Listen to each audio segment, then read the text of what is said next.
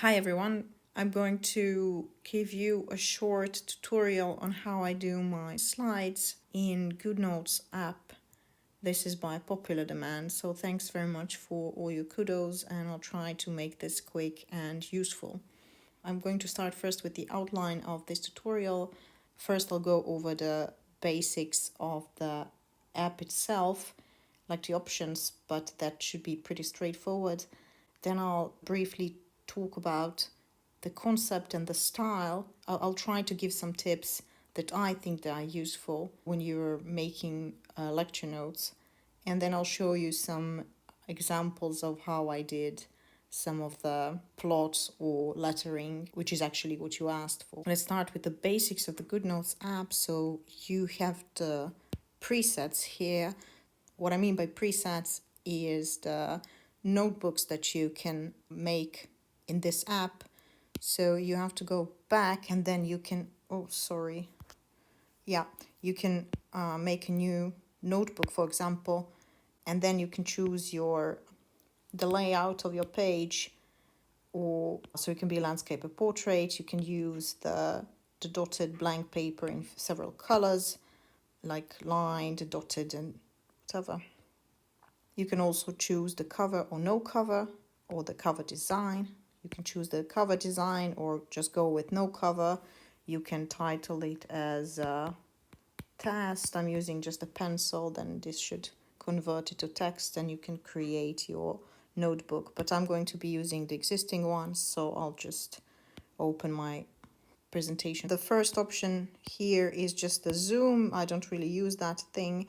Then you have, before I start with this, I'm going to tell you that I have an iPad and an Apple Pencil, the second one, which really makes a difference because I tried using an iPad with some other pen, and it's the Apple one is better, incomparably better.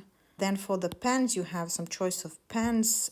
Here in the top, you can choose the colors and the thickness of your pens. Then that's pretty self-explanatory, right? Then the eraser, well, you erase stuff. Highlighter highlights stuff in colors you want. Shape tool is super useful when you're trying to make some objects that have straight lines. So for example, you can go like this. I'll show you 3 different options. So you can create a rectangle here or whatever, a bit skewed. But then if you click back, then it will remove the outline. So you'll just have the shadow, which is very useful and I use it all the time. Then you can leave it, you have to close the line. You can leave it like this, or you can actually delete the middle by choosing the eraser, and then you'll just left with the outline, which is super useful. The lasso tool is, well, you can move stuff around, super useful. I use it all the time. The next thing is the stickers. You can choose a number of stickers here. I don't really use it that much. You can also import the stickers, but that would just waste my time, so I don't do it. But I know there's a lot of sticker packs that you can just download. Here you have some photos that you can implement. This option is to add photos from your photo library. I'm not going to open this because I don't know what I have. Better not to show. And then here is the text tool. You can add your text here. Blah. And this, okay. It should somehow work with your pen. I don't know. Okay, well, that's weird. But you can choose your fonts and size and color and all sorts of things. And then the last one is the laser.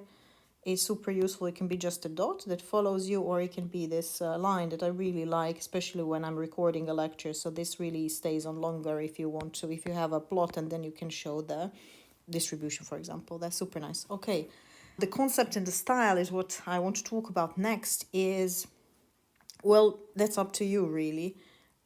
You have to first decide on what you want to do, right? So the lectures, and it's better to keep it consistent. So if you start with a certain color scheme or the text, just keep it throughout the lectures, because it's I think it has to do something with cognitive or whatever psychology, but I would recommend that.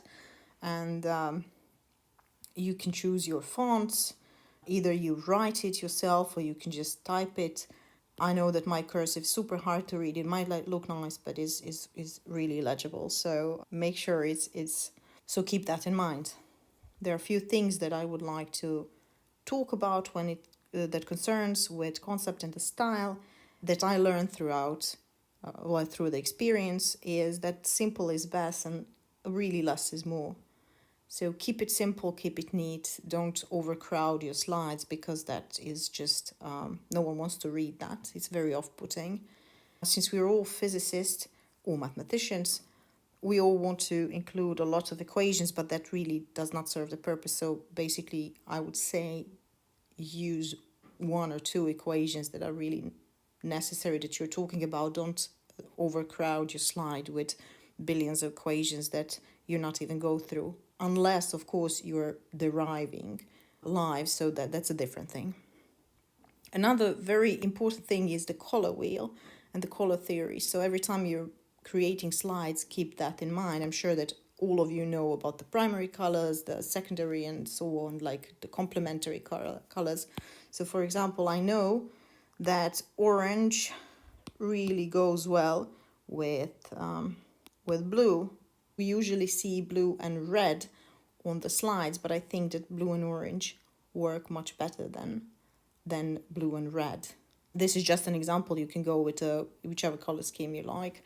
You probably noticed that for the slides that I was working on for the stellar structure course, I went with a certain color scheme like blue, green, gray, and black and white. That really goes well. But I change the color scheme for every course that I'm teaching or every slides that I'm making.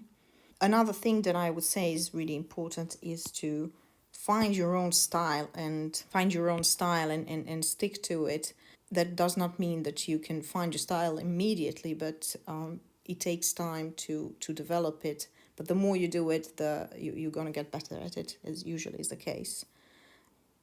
And the personal touch, of course, for this purpose, I wanted to just to show. So I made this pencil at the title slide, and then I kept it throughout as like on this footer sort of on the slide. And also the way I made my slides for this stellar structure course that I was showing you on Twitter. Basically now, if I would be doing more slides like that, it would be recognizable as something that I did without me even putting my name here. That's something about this personal style and personal touch. And the last thing, it would be to explore and adapt. So this app is not really super advanced. It's not like Procreate or something, but you can do really cool things with it, I think, if you just spend a little bit more time or give it a little bit of thought.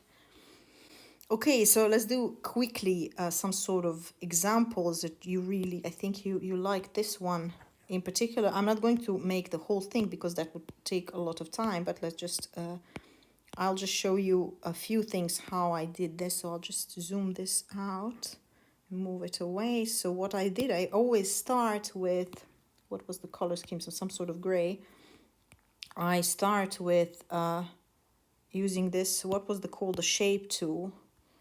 So because I can't do it with a steady hand, so it's better to use, well, it's not perfect, but I just use some sort of outline to have a guide, but then I go over it with a highlighter. I'll choose the thickest one, and then I go like this. So it should not be perfect. Well, that gives it a little bit of swag, I would say, but then you don't want to be too imperfect because that's also not cool. So something like this, I started with something like that, then I can just resize it, put it away. Then, for example, for the orange thing, so I started with the shape tool again, and that's sometimes with the shape tool is a bit naughty, okay? And then again I go over it with a highlighter, something like this, right? Quickly sliding over. I don't know if you can hear my Apple Pencil on the screen. I apologize for that. Okay, so this is, I think I went over it twice because then it makes it darker like this. Okay, like so. And then if you want to make like a lighter area, so I go back to the shape tool, I take a white, and then I create it like this. Okay, this, some sort of ellipse. But then I click on the back tool, and then I go over it again. So each time you're adding this ellipse on top, you're making this area lighter. So you can play around with that. And then I go to the pen tool, I choose the white, and then I can just zoom in the screen and then write, well, this is not going to be perfect, but source area. Okay, so you see where we're getting there. And then, oh, sorry, I need to lock my screen.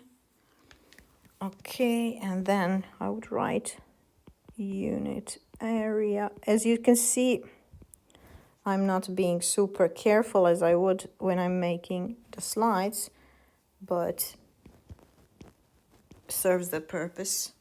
Okay, then I created this. I will just put it away somewhere. So let's put it here, and then just let's do another thing. I don't want to waste too much of your time on this, so I need to find some blue thing, which is this. Then how did I do this? I created some sort of, oh, well, that was not a triangle, obviously. Oh yeah, something like this, whatever. Then I would take the highlighter again. Was this the color? Oh, this might be too thick. Let's first resize it. I also struggle, I'm left-handed, so I really am struggling with these things sometimes.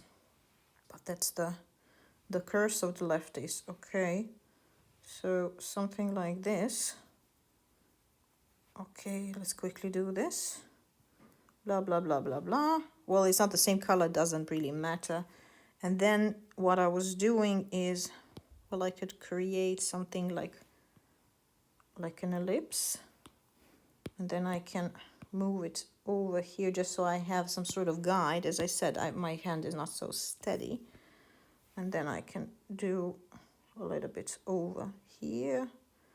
And now you can see it's going to, because it's overlaying. So I did not start really with a triangle, it seems, but it doesn't really matter. You can do it this way, then you can take your tool, and then you can, well, let's try it with the shape tool because it's going to give me a straight line of sorts as a guide, and I can go over it with a pen. You can press a little bit more to give it some style. It's not perfect, but that's okay. Then you can take a darker blue and maybe a thicker pen and go over it like this. Then you change the thickness and the color, and you say that this is a solid angle d omega. What did I drew here some sort of photon, did I? Yeah, you can do your photon here, blah, blah, blah. And then you can combine it all together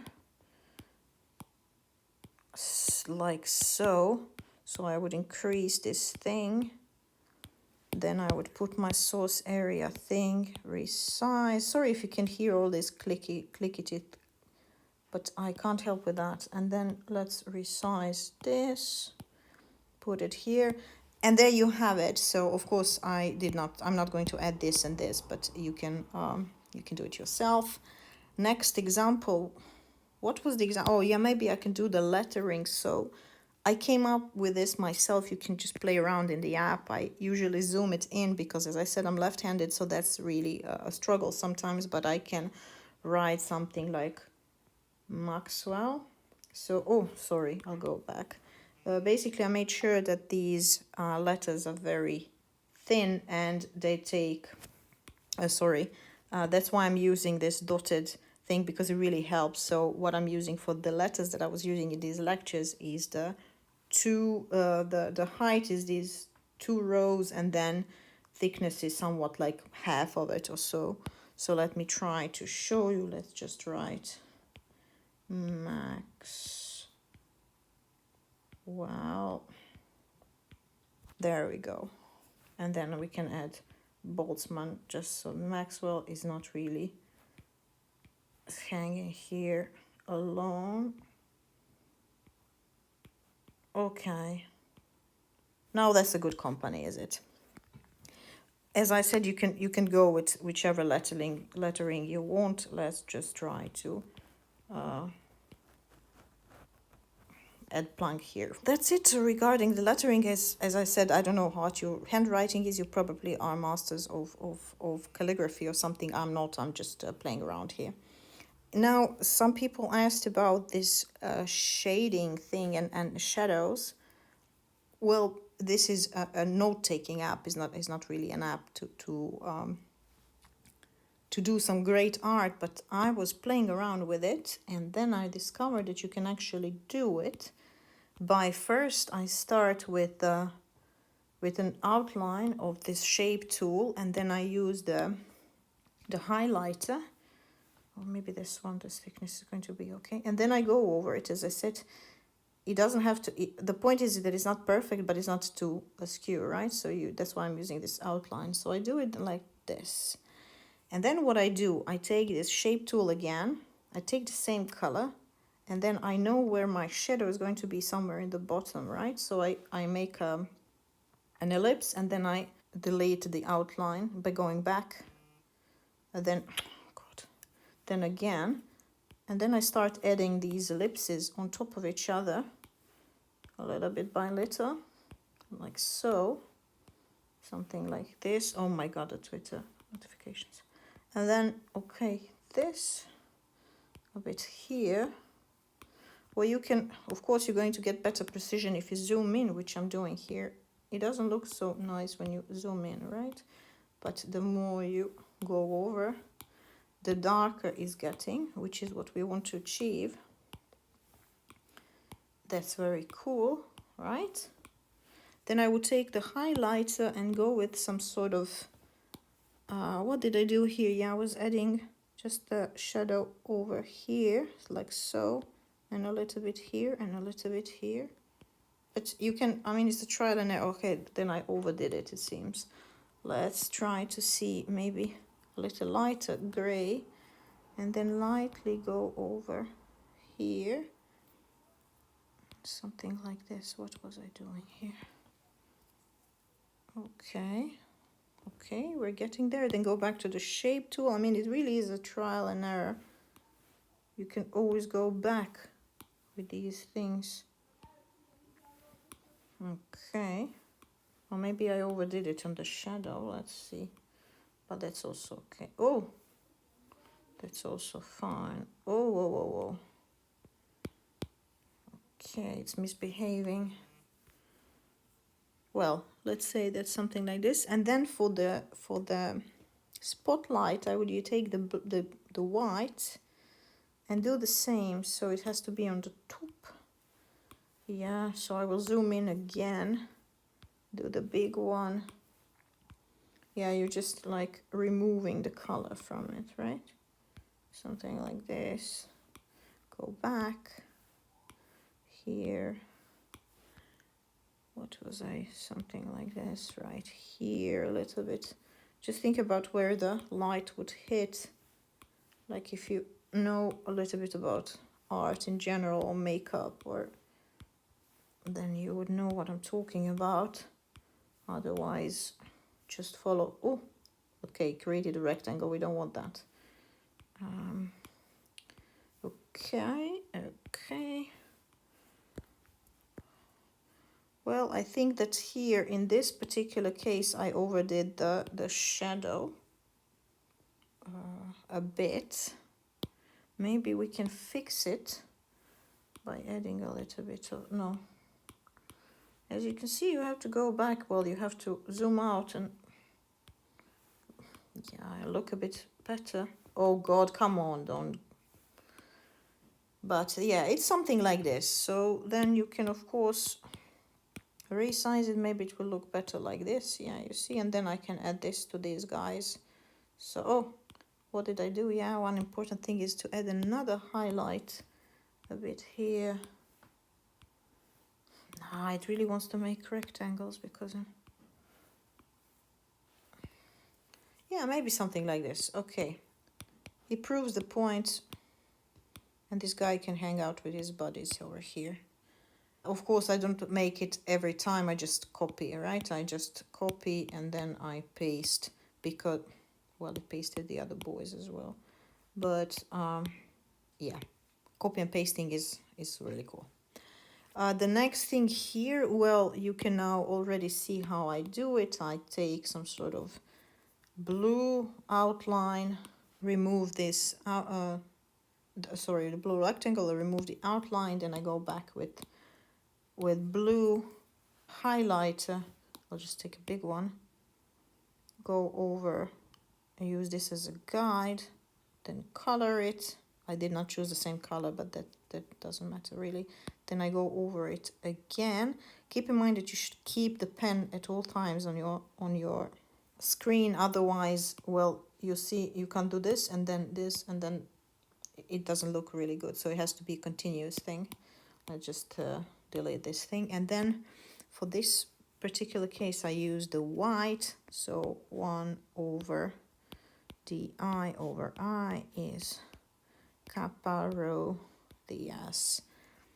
And then of course you can see that I was using some sort of green, added that thing here. Sorry, I never edit one on top of the other. I just do them separately, and then I combine them later. So here I'm showing opacity for the students. I'll take a smaller brush. Then I did this like so. Use the pen to outline. You can see that once you get this going, then you can do this really fast. It looks like it takes a lot of time, but I mean, some things do, I can't lie, but this, not really in particular. I used some sort of gray for the photon.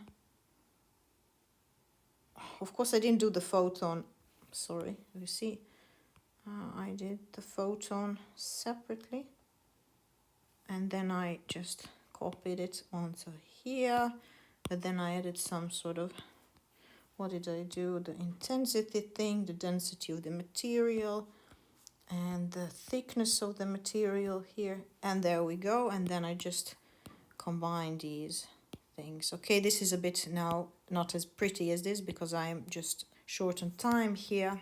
And the last thing I am going to do is to show you some of the lectures that I did that I thought that you like. So I'll just swipe through them so you can check. So you can immediately see here how I was doing this, right? So I made an outline and then I followed it with 2 colors, outline with black, and just added some text here. And for the photon, well, I was adding first drew it with a pen, and then added the highlight around it, and that was about it. For these cards, I showed you already how I do it. It's really simple and quick, but it looks very cool. This is the one of the slides that I think I posted on Twitter. This one with the opacity, basic physics, radiation attenuation. I think this looks really cool. So you can see that I try not to clutter the slides too much. I put the law here in the mathematical form here as a plot, just to connect them. Of course, that's why I always try to connect them, so it's some sort of like a subliminal learning thing for the students, so they can connect that this is the exponential law, or if they remember the picture, they know that it's going to decay as the optical depth in this case. Another slide. Here you can see there is some sort of a geometrical situation here that we are describing, and just a few basic outlines of the approximation we're dealing with here, the result with the explanation, what it is, and stellar opacity. Oh yeah, these here we have some pictures that you might see. Maybe you can use them as the as an inspiration. So this is some sort of sketch of the electron scattering situation. Here is the concept of free absorption. Here is the bound free absorption or ionization, right? I use these, the trick that I showed you with this app where I was adding some shadows here, some highlight here. This is for the bound absorption, and I think this is all. Yeah, oh, I just created another page, but that's it. And then the lecture 11, I think you liked, it was the fusion basics for the students. So you can see again, I was playing around, changed it a little bit, this shadow and light concept on my particles. I also put some sort of background, it just looks prettier. Okay, here very bare slide, very simple. There, here is a little bit more cluttered. I think I could have done this better, but who knows. This slide I'm very proud of. I think it looked really cool. And thanks, Will Kinney, for including it in your lectures. Makes me feel very proud. Okay, this was me being a little bit artistic. I added these steps just to show the students basically an algorithm how to get to the things they needed to get to. Some sort of reaction rate for fission. I'll just skip over this. Here is where I use the little buddies, some sort of particles, and then basically explained or reminded students of the concept of the cross-section. Super important. Here we have a plot of the Coulomb barrier and some sort of cross-section that's related to it. Then we have the quantum tunneling process. We're also explaining here we have the nuclear cross-section and how we are getting it. So I try to highlight different contributions. So if you have the contribution from the tunneling or from the Coulomb barrier, and so maybe the students can think about it in that way.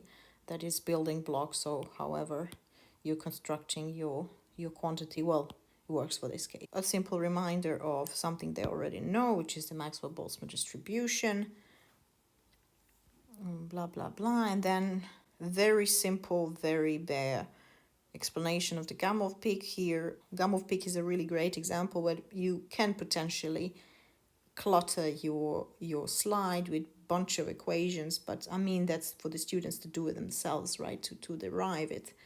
What they need to remember is what it is and how and which are the contributions and how you construct a Gamow peak and what it means in terms of the cross-section of the or the reaction rate for the nuclear fission. So that's basically it from me. Thanks very much for your support, and I hope this will be useful. If you have any questions, don't hesitate to ask me. I will try to make more of these slides, and I'll try to make them available on my website once I get around to actually update my website. So thanks again and see you around. Bye bye.